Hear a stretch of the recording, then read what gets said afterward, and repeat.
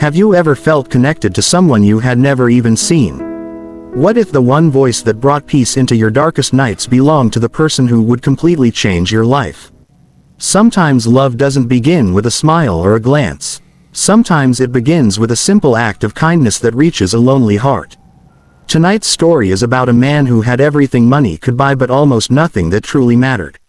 It is a reminder that the greatest relationships are built not on appearances, but on compassion, honesty, and the courage to care. Stay with us until the end, because this story might change the way you see the people around you. Before we begin, please take a moment to subscribe to Stories of Kindness, like this video, and leave a comment telling us where you're watching from. Your support helps us share more heartwarming stories that remind the world that kindness still exists.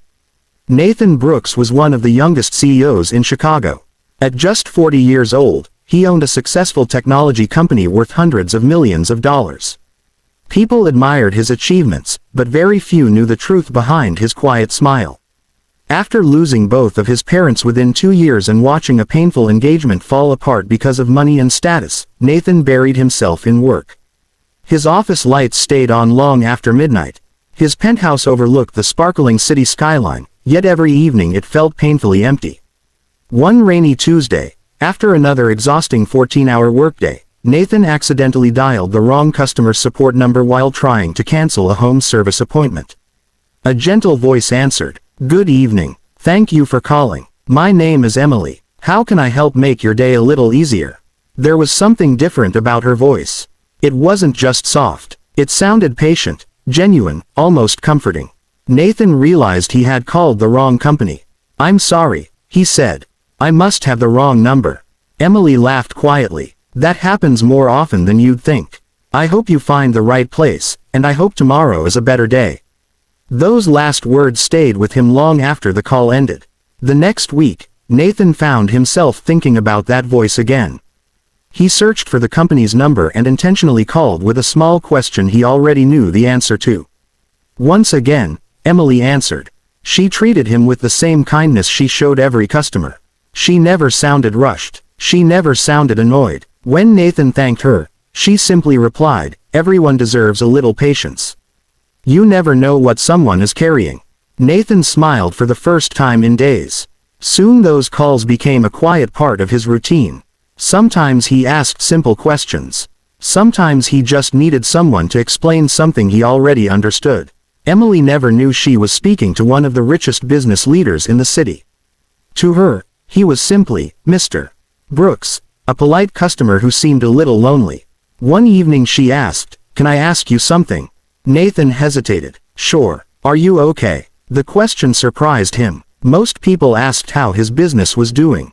No one asked how he was doing. He stayed silent for a moment before answering. "I've forgotten what it feels like to have someone waiting for me at home."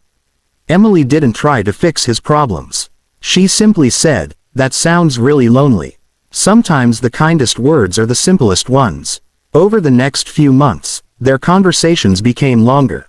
Emily talked about her small apartment, where she lived with her grandmother after her mother had passed away from cancer. She worked long hours to help pay medical bills left behind. She loved reading books from the public library and volunteering every Saturday. At a neighborhood soup kitchen, Nathan admired the way she found joy in ordinary things. She never complained. She never felt sorry for herself. Instead, she always asked how she could encourage others. One snowy evening Nathan asked, "Have you ever wanted something bigger for your life?" Emily answered without hesitation, "I already have something big. I get to make people feel heard. That's enough reason to wake up every morning." Nathan sat quietly after hearing those words. For years he had chased larger offices, higher profits, and bigger headlines. Emily reminded him that purpose could be found in the smallest moments.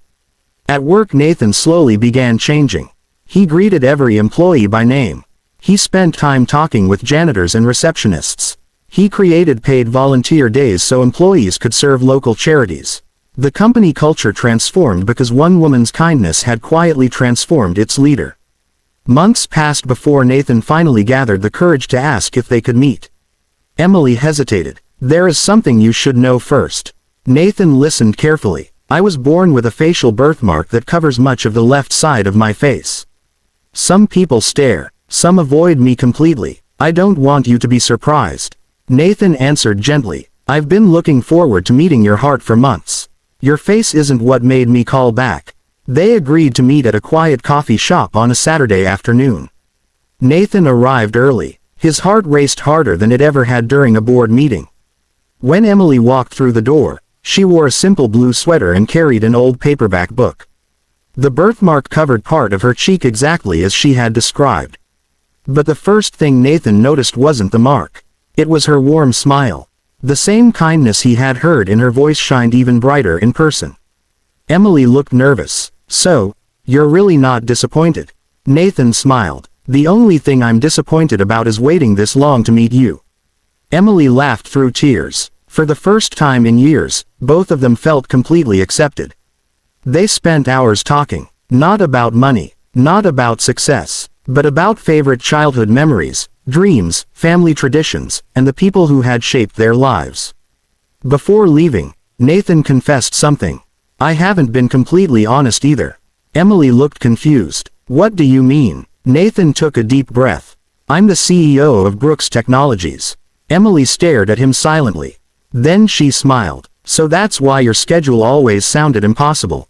Nathan laughed. You already knew. I guessed you had an important job. But honestly, it never mattered. That answer meant more to Nathan than any business award he had ever received.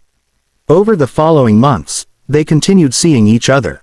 Emily challenged Nathan to spend less time chasing numbers and more time changing lives. Together they started scholarship programs for students from struggling families. They expanded food donations to local shelters. Nathan personally visited employees recovering from illness instead of simply sending flowers. His company became known not only for innovation but for compassion.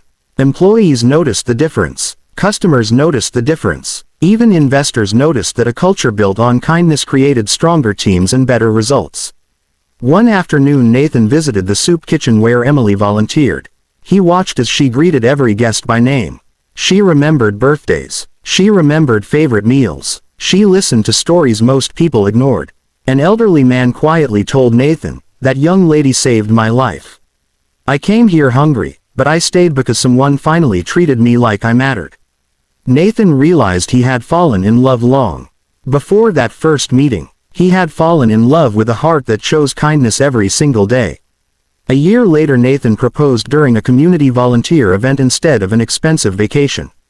Surrounded by children, seniors, volunteers, and grateful families, he knelt down and asked Emily to marry him.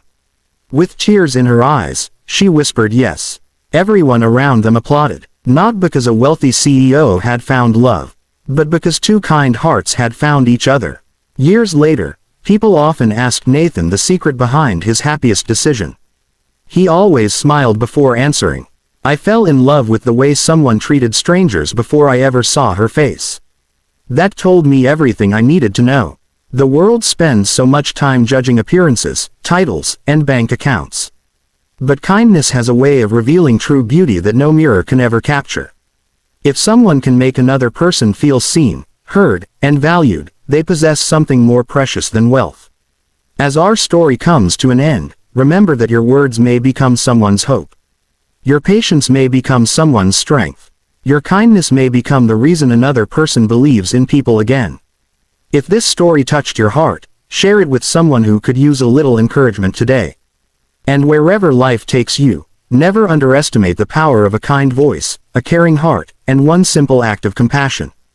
Because sometimes, the greatest love stories begin long before two people ever meet face to face.